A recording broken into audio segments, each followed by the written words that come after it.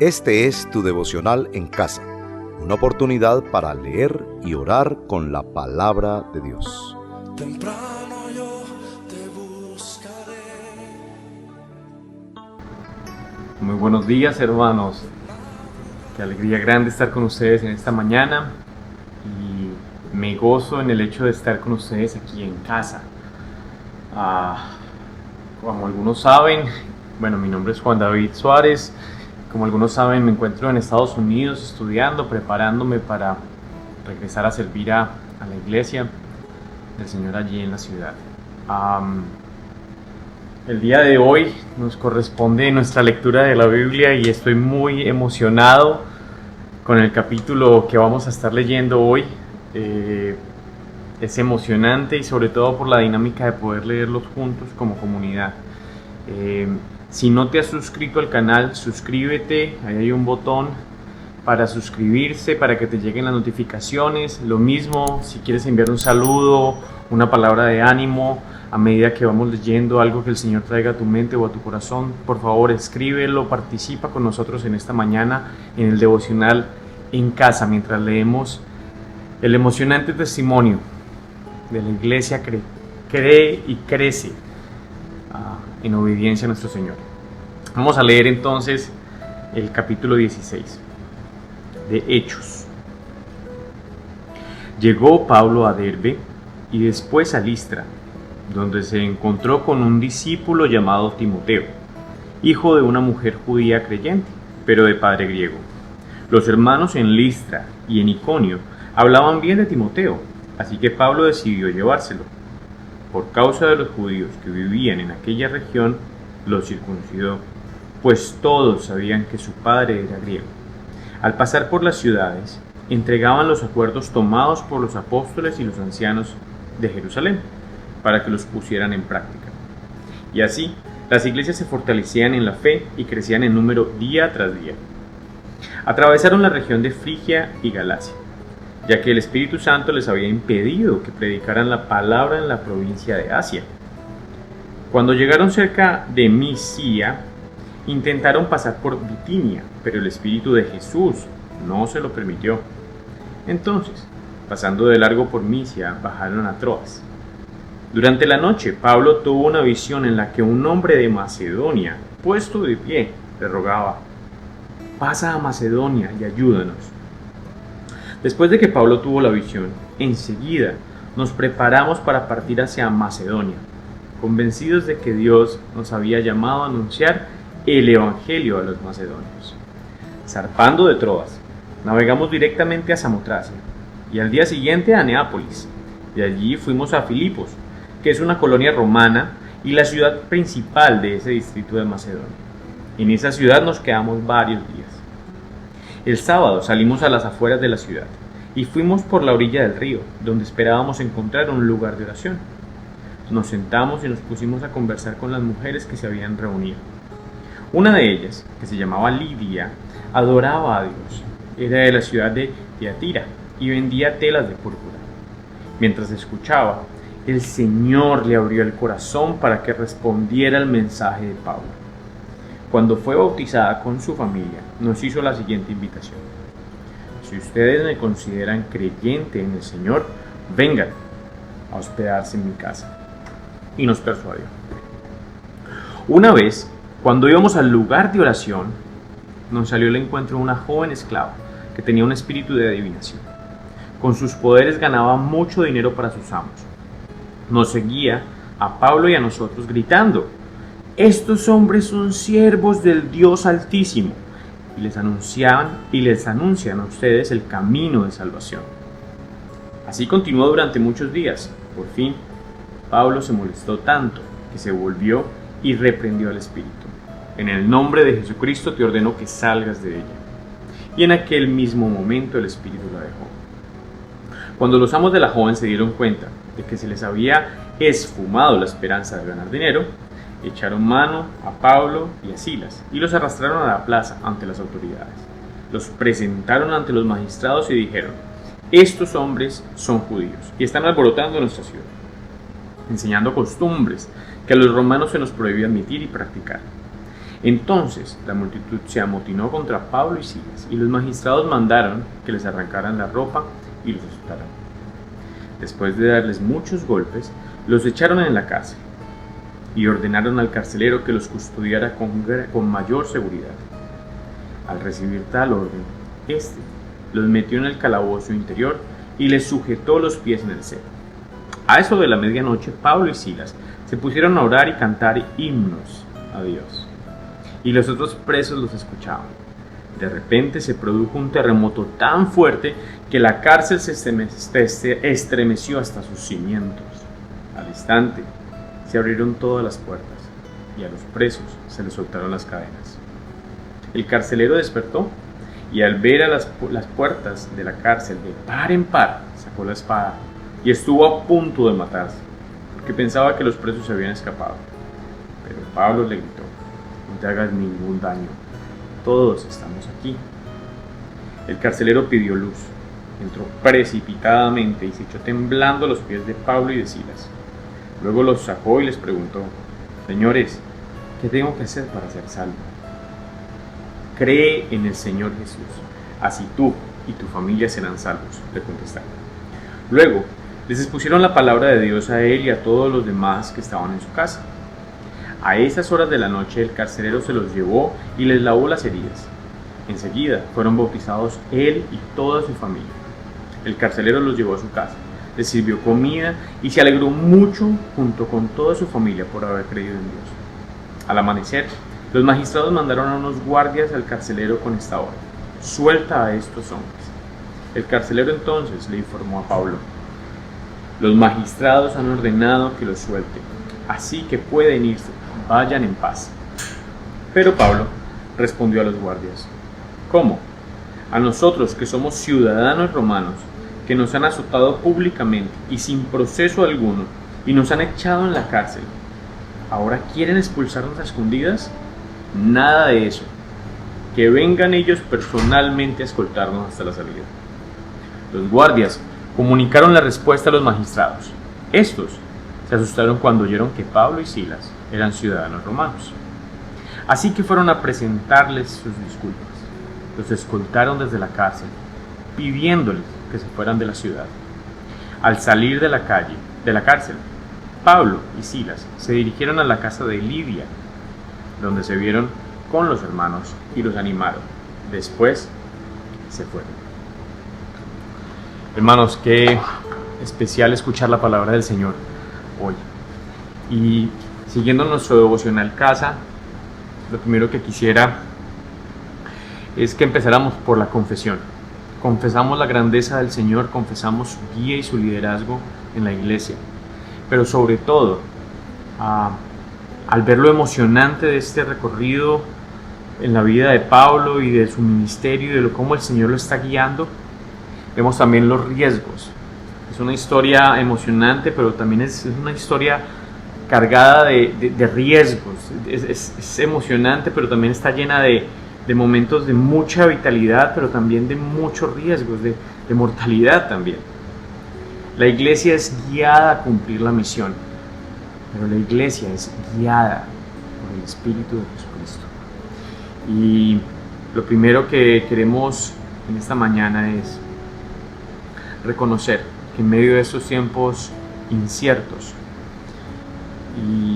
y Pablo se identificaría plenamente, es una persona tan formada, tan estructurada, y tiene tantos planes, y sin embargo vemos cómo es el Espíritu del Señor el que va guiando sus planes, el que va guiándolo, el que va mostrándole cómo es la misión que tiene por delante, le impide de manera muy clara. Lo primero que quisiera que reconociéramos en estos tiempos es cómo la historia de la fe cristiana, y por medio de su Espíritu Santo, nuestra historia misma necesita ser guiada por su Espíritu Santo.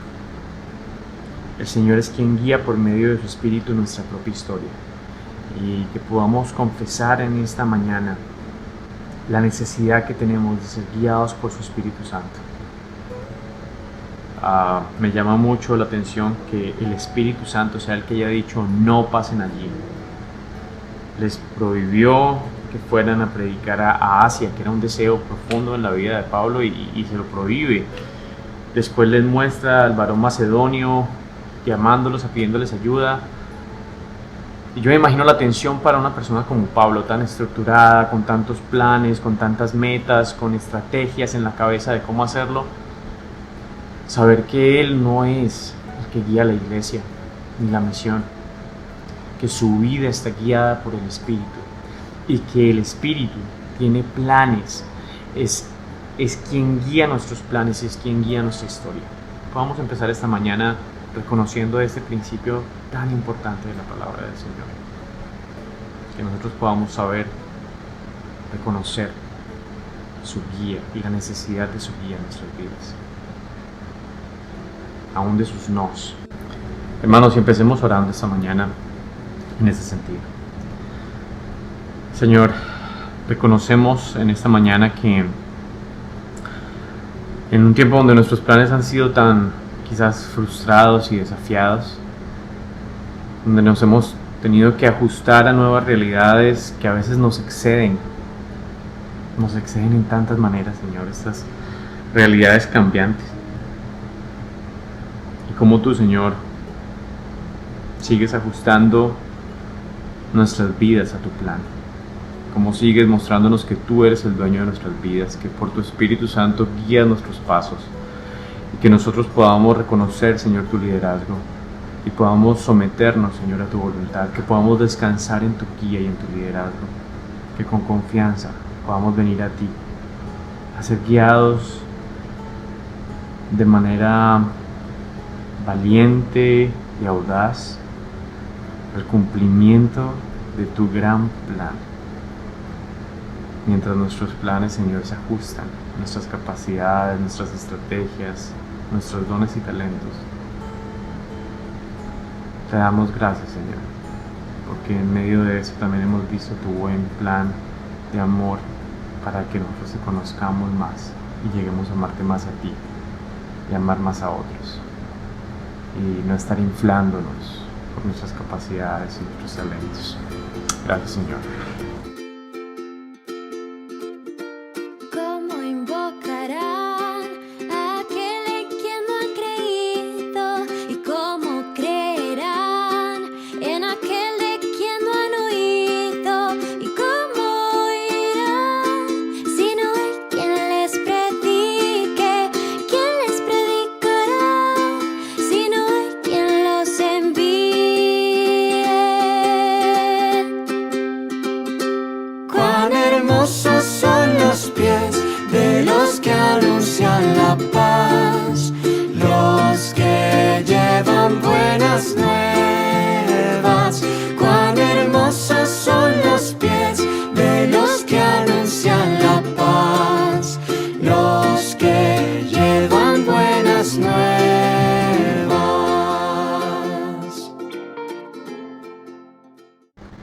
Hermanos, y pasamos al segundo momento de este tiempo en adoración, adorando a nuestro Señor, que así como Pablo vio este momento de dificultad como un momento para empezar un ministerio carcelario, para arrancar un momento de adoración espontáneo, para continuar orando y adorando, Señor, al Señor en ese tiempo, que nosotros podamos venir a ti, Señor, para que podamos venir a ti a adorar en tu grandeza, a darnos cuenta cada vez más de tu hermosura, que todos esos tiempos, Señor, nos regalen el privilegio de verte y de atesorarte, de reconocerte grande y hermoso, Señor, de ver tu hermosura y de llegar en asombro al trono de la gracia, y reconocer que a pesar de los momentos difíciles, a pesar de las circunstancias, Señor, nuestra confianza está puesta en ti, que nuestra herencia es inamovible y que tú gobiernas nuestra historia sentado en el trono. Señor, gracias.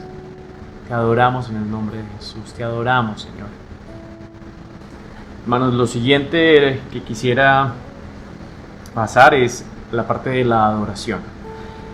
Aquí, como se dan cuenta, hay muchos momentos de profunda adoración. Pablo y Silas están Y creo que el momento que más captura mi corazón es cuando Pablo y Silas, allí, puestos en la cárcel, después de haber sido llevados allí de manera tan injusta, tan arbitraria, en un momento tan oscuro donde pueden haber tantas quejas de nuestro corazón, a mí me impacta ver a Pablo y a Silas orando en la cárcel, están cantando, están orando, están adorando al Señor.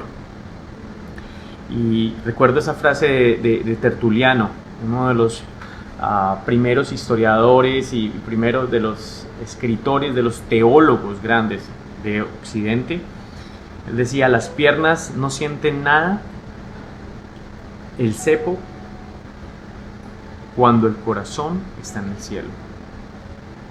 Las piernas no sienten nada en el cepo cuando el corazón está en el cielo. Esta frase de Tertuliano que nos recuerda que los momentos difíciles se vuelven oportunidades del Evangelio. Y cuando tenemos el corazón en el lugar adecuado, estos momentos tan difíciles, en la vida de Pablo, estar en la cárcel, después de haber estado predicando libremente, después de estar viajando, después de estar llevando las buenas nuevas, después de tener tantos planes, tanta pasión por llevar el Evangelio, y ahorita lo vemos en la cárcel. Para muchos sería como: se acabó esto, paró entonces la misión cristiana. Para nada, allí es la oportunidad entonces para Pablo para decir: bueno, es el momento de empezar un ministerio carcelario. Qué tremendo ver a Pablo y a Silas orando y adorando en la cárcel, orando y cantando himnos en la cárcel, en un momento donde quizás lo último que uno esperaría sería a Pablo en esta situación.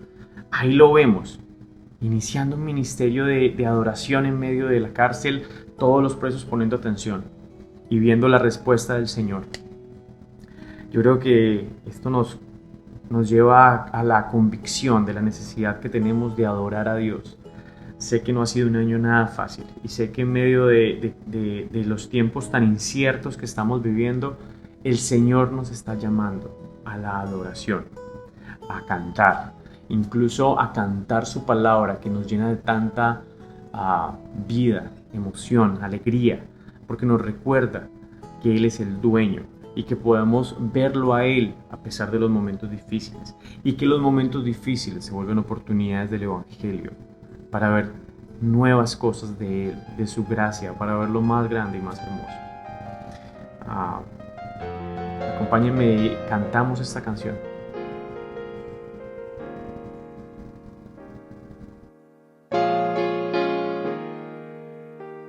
Antes les llamaban nazarenos, después cristianos. Hoy no saben ya cómo llamar a cada grupo, hay tantos. Antes al mirarles se decían: ved cómo se aman. Hoy al contemplarnos se repiten: ved cómo se separan. ¿Quién sabrá quién de ellos tiene la verdad? ¿Cómo ha conseguido el enemigo robarnos el terreno? Hemos comenzado a hacer murallas olvidando lo primero, que no hay cristianismo verdadero detrás de una careta. Si no reflejamos a Jesús, perdemos nuestra meta. Que el que sirve a los demás es el mayor. Que el sermón del monte aún está en vigor. Que aún existe el buen ejemplo y la humildad de corazón. Y que no hay vida ni hay iglesia si no hay perdón. Ojalá el maestro pueda decir como dijera hace años: no lloréis, solo duermen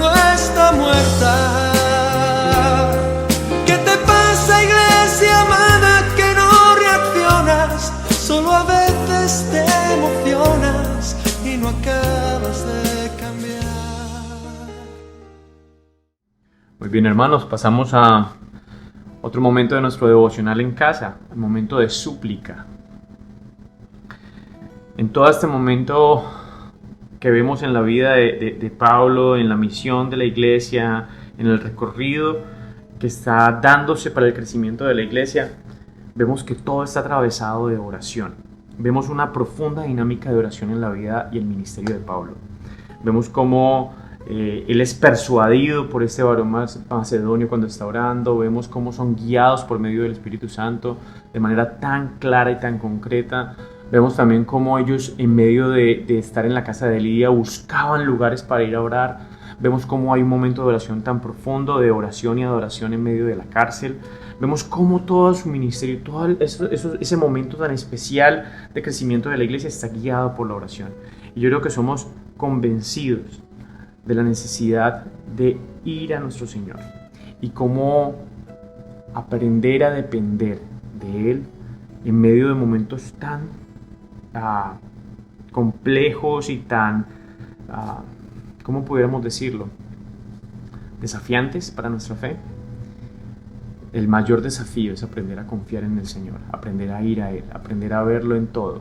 Y Pablo sabía que era estar en medio del corre-corre, en medio de tantos desafíos, en medio de que un día estaba acá, al siguiente estaba en la cárcel, al siguiente estaba saliendo para allá, o incluso al principio se ve como tengo planes de ir allá, pero entonces fui negado, el Espíritu me dijo que fuera para allí.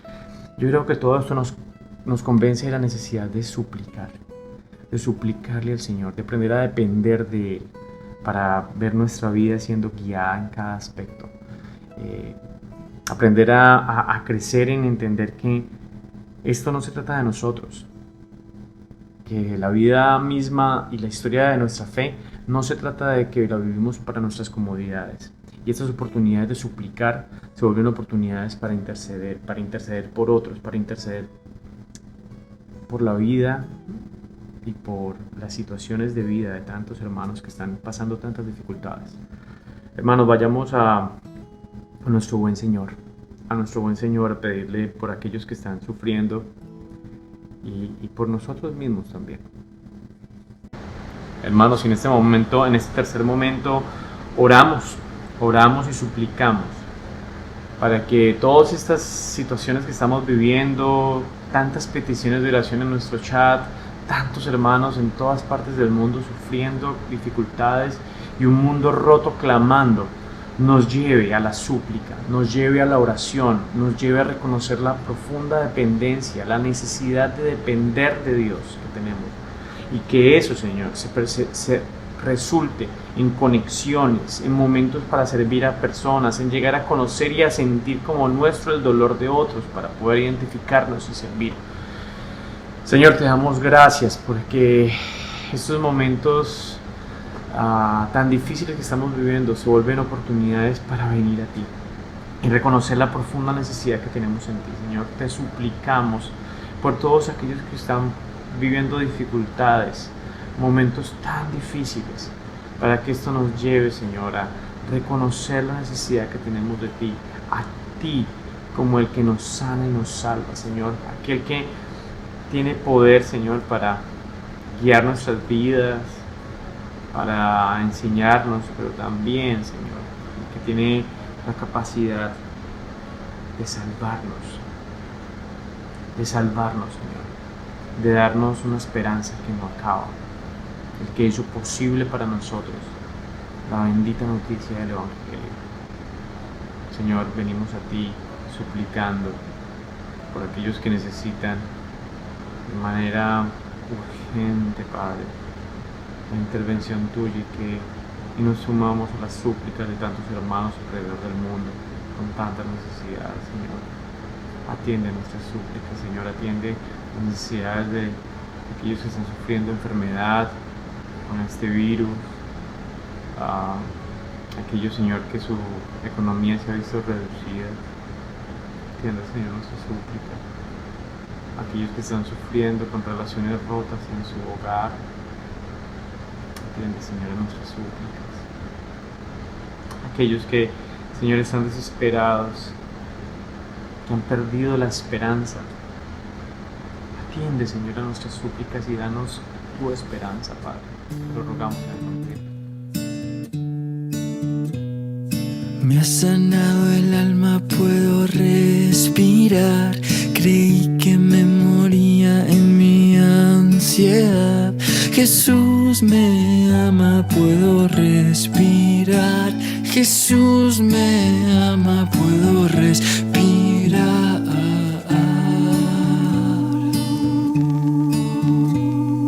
Has venido y te has llevado mi ansiedad.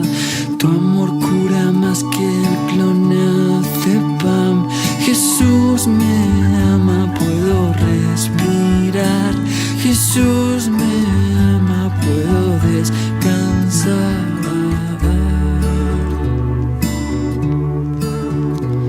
Nunca soy suficiente para los demás.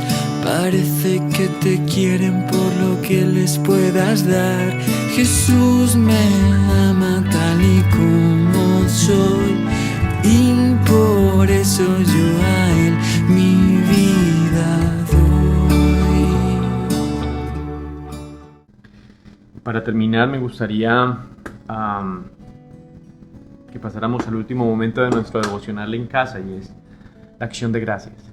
Hay tantos motivos para estar agradecidos con nuestro Señor, pero quizás uno de los que se entreteje por toda esta historia es el montón de relaciones significativas, que no olvidamos que el Evangelio son relaciones que se están redimiendo, relaciones que se están restaurando con nuestro Señor primeramente, con nuestro buen Padre, pero también con nuestros hermanos. Y vemos cómo las alegrías profundas que vive Pablo en este capítulo están relacionadas siempre con otros. Entonces vemos cómo el que le hayan traído, el que se haya encontrado con Timoteo, que sabemos lo entrañable de esta relación para Pablo, es un motivo de alegría profundo. También como en los momentos de sufrimiento, estar ahí con Silas fue un momento profundo también de adoración, y no lo vivió solo. Cómo hay una convicción de someterse a la guía y al acuerdo que han llegado los apóstoles y los ancianos, y él está comprometido a llevar esos acuerdos y anunciarlo, y cómo esto afirma a la iglesia. Como también incluso vemos grupos de personas que, aunque no están recibiendo el Evangelio, Pablo es capaz de dialogar con ellos de manera concreta, estos magistrados que no lo reciben y que incluso les ruegan irse. Y Pablo se relaciona bien con todo tipo de personas, pero sobre todo, y para mí esto es significativo, Pablo termina reconociendo, justo después de salir de la cárcel, justo antes de irse, de la importancia del consuelo. Y damos gracias al Señor porque los hermanos consuelan nuestra vida, porque el propósito de Dios de establecernos en una comunidad local es que aprendamos a caminar unos con otros y aprendamos a conocerlo a Él en medio del contexto de la comunidad. En medio de esos tiempos tan desafiantes, donde tanto desafío virtual, donde tenemos que luchar tanto con las realidades líquidas de estar en las redes sociales, que es tan cambiante, tan desafiante, incluso tan dinámico, las relaciones siguen siendo el plan de Dios para nuestras vidas. Eso no cambia. Establecer relaciones sanas y significativas en nuestra vida.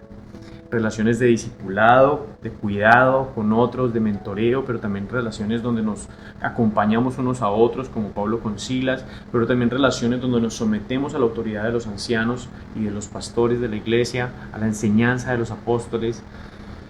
Hermanos, yo quisiera que en esta mañana podamos terminar dando gracias por aquellas personas que el Señor ha puesto en nuestras vidas.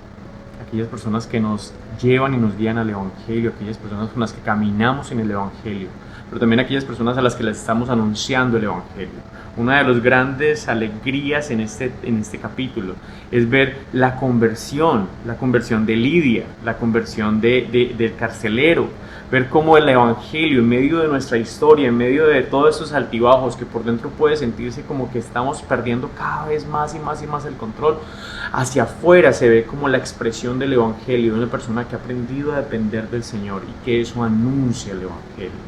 En un sentido, esa es la misión cristiana. Aprendemos a perder el dominio de nuestras decisiones, de nuestra vida, y se lo entregamos al Señor.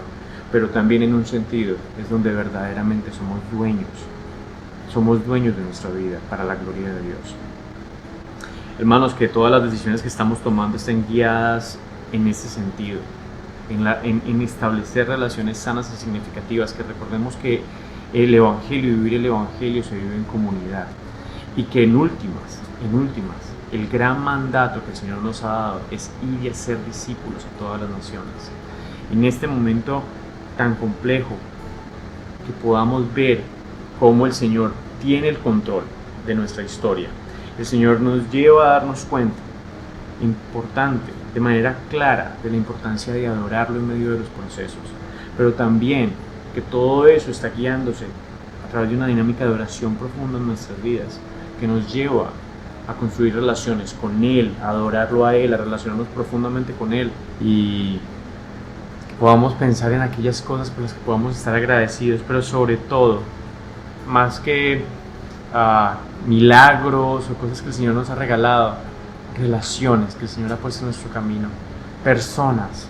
Y si podemos terminar este tiempo pensando en aquellas personas que durante este tiempo de pandemia o este tiempo de presiones o este tiempo de virtualidad han estado allí para llevarnos al Evangelio, y que podamos dar gracias por ellos, a aquellos que estamos cuidando en el Evangelio, a aquellos a los que estamos anunciándoles el Evangelio, a aquellos que son autoridades para nosotros. Gracias, Señor, por la pluralidad de relaciones, por las múltiples direcciones desde las cuales el Evangelio es alumbrado para nuestras vidas y nos enseña y nos recuerda que el Evangelio es acerca de tu historia de redención y cómo nos sumamos a ella, Señor, y cómo el plan de relaciones restaurándose en nuestras vidas sigue trayendo tanto gozo, tanto deleite en nuestras vidas. Ver personas avanzando en la fe, ver personas como llegan al conocimiento de tu verdad, pero también ver a otros, Señor, que nos han guiado en el Evangelio, que nos han acompañado en el Evangelio, y hoy estamos agradecidos, Señor, por las relaciones significativas de la fe cristiana, de la comunidad de Cristo, de la iglesia local, como, Señor, tú vas construyendo alrededor de nosotros una comunidad de personas que nos ayudan a nosotros en el Evangelio. Te damos gracias por aquellas personas. Gracias, Señor. Gracias.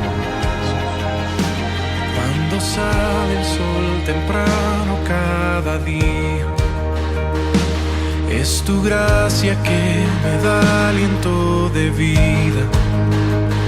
En ti vivimos, nos movemos y existimos por orden de tu voz. Tu presencia me refresca en la mañana, me alimenta y me sustenta tu palabra.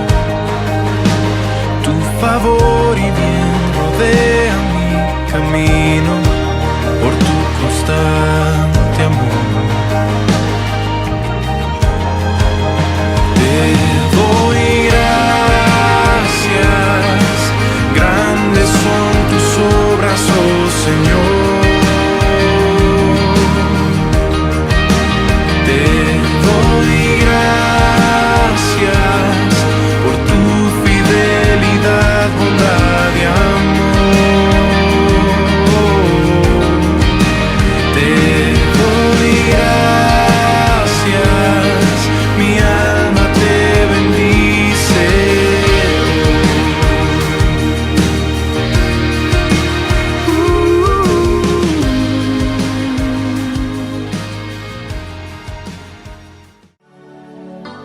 Mi alma está pegada a ti,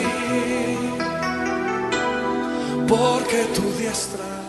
Gracias por acompañarnos en este tiempo de leer y orar la palabra de Dios. Hasta nuestro próximo devocional en casa. Oh, tu diestra me ha sostenido.